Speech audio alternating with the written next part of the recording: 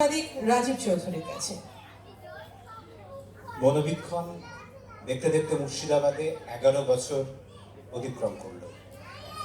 মনোবীক্ষণের দুই কর্ণধার তারা আমাদের জেলার মানুষ না, কলকাতার পাশ থেকে তারা এই 200 কিলোমিটার দূরে এইরকম একটি মফস্বল জেলায় আসেন, যে জেলার সমস্যা সংকুল, যে জেলার দেশব্যাপী নাম হচ্ছে পিছিয়ে পড়া জেলা, নানান সমস্যা নিয়ে জেলার মানুষ বাস করেন।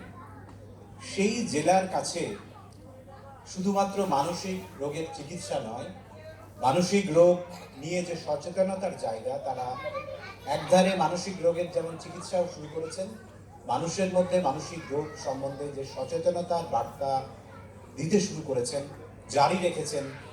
এটা আমাদের মতো এরকম একটি জেলার পক্ষে এটা আশীর্বাদ বলা যায়। এখন এই সময় যে রোগটার জন্য সবচেয়ে বেশি মানুষ সাফার করছেন, প্রতিদিন ভুগছেন, সেটা মানসিক রোগ। শুধুমাত্র তার চিকিৎসা নয়, তার সচেতনতা, তার পাশের মানুষজনের একটু সহানুভূতি, সব কিছু যদি না পাওয়া যায় এবং একটি ছাদের তলায় শুধু চিকিৎসা, তার কাউন্সিলিং, এই যে অত্যাধুনিক ব্যবস্থা মনোবীক্ষণ পরিবার করেছেন, জেলার মানুষ হিসাবে, একজন সংবাদকর্মী হিসাবে আমি তাদের এই কাজকে অভিনন্দন জানাই এবং আগামী দিনে এই কাজ জেলা এবং পার্শ্ববর্তী জেলা, আশপাশের রাজ্যের মানুষের যে পরিষেবা দিয়ে যাচ্ছেন, সেই পরিষেবা বজায় রাখুন, আরও এগিয়ে চলুন, এই প্রার্থনা। 11 বছর নয়, আমরা আরও মনোবীক্ষণের এই যে পরিষেবা, মানসিক রোগ, তার চিকিৎসা, তার সচেতনতার জায়গা বাড়িয়ে তুলুন, এই প্রত্যাশা রাখি। ধন্যবাদ।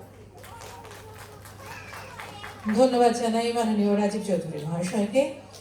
আমাদের মধ্যে উপস্থিত আছেন প্রিন্সিপাল মাউন্ট লিটারেসি স্কুল মাননীয় মানব কুমার দে মহাশয়। আমরা তার কাছ থেকে সংক্ষেপে শুভেচ্ছা বার্তা নেব।